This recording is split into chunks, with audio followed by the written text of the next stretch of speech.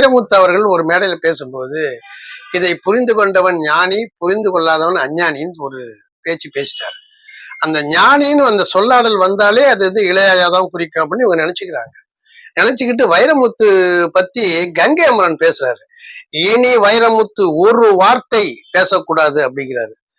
அவரால் பாதிக்கப்பட்டதாக சொல்லப்படும் இளையராஜா ஒண்ணும் பேசல.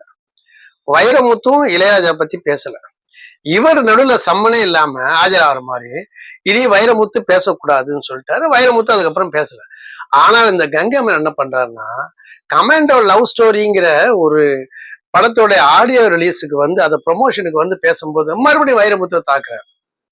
நான் என்ன சொல்றேன்னா, கங்கை அமரன் அப்படிங்கிற ஆளுமை, அவர் பாடலாசிரியர், அவர் இயக்குனர், அவர் பாடகர், அவர் தயாரிப்பாளர், இந்த பன்முக திறமை இருக்கு. அது மேல எல்லோருக்கும் ஒரு ஈர்ப்பு இருக்கு. எனக்கு ரொம்ப ஈர்ப்பு இருக்கும். ஆனால் அவர் என்ன சொல்றாருன்னா, நானும் இளையராஜாவும் பிரிவதற்கு 10 வருஷம் பிரிஞ்சிருந்ததுக்கு வைரமுத்து தான் காரணம் அப்படின்னா, அதுல வந்து வெக்கப்பட வேண்டிய விஷயம் இருக்கு. என்னன்னா, நீங்கள் அண்ணன் தம்பிகள் ரொம்பவும் நெருக்கமா இருக்கும்போது மூணாவது ஒரு மனுஷன் வந்து நடுவுல பேசிட்டாக்க நீங்க பிரிஞ்சிருவீங்களா? அப்ப அந்த லட்சணத்துல யார் வந்தாலும் புட்டுக்கள் அளவுல தான் அண்ணன் தம்பி உறவு இருக்கா அப்படின்னு ஒரு கேள்வி இருக்குது.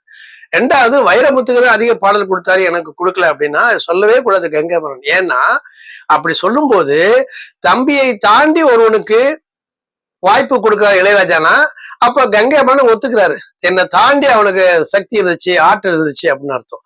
அப்போ உங்களை தாண்டி ஒருத்தனுக்கு ஆற்றல் இருக்கும்போது அவங்களுக்கு வாய்ப்பு வர்றது சகஜம் தானே. இது ஒண்ணு.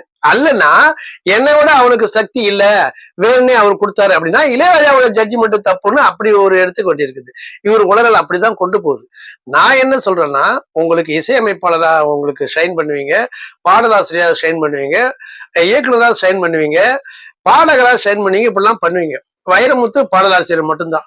ஆனால் 7 முறை தேசிய விருது வாங்கினாரு, அது கூட அங்க போய் சொல்லி கெடுத்து விட்டாருன்னு சொல்லுவீங்களா? நீங்கள் எழுதுகிற தரமும் கங்கை வைரமுத்து எழுதுகிற தரமும் வெவ்வேறு மாதிரி.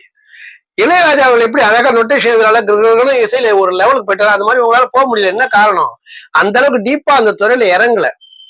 வைரமுத்து எம்ஏ படிச்சுட்டு தமிழ் எல்லாம் முடிச்சுட்டு வந்து எழுதுறாரு. அதனால அவருடைய சொல்லாடல் வித்தியாசமா தான் இருக்கும். அதை ஏத்துக்கணும். அதை விட்டுட்டு எங்க குடும்பத்தை பிரிய விதை கொண்டாக்குறாரு அவரு, இதை பண்ணாரு, இப்படிலாம் சொல்லக்கூடாது. இனிமேலாவது அடுத்தவரை தாக்கி பேசுவதை கங்கை அமரன் நிறுத்திக் கொள்ள வேண்டும்.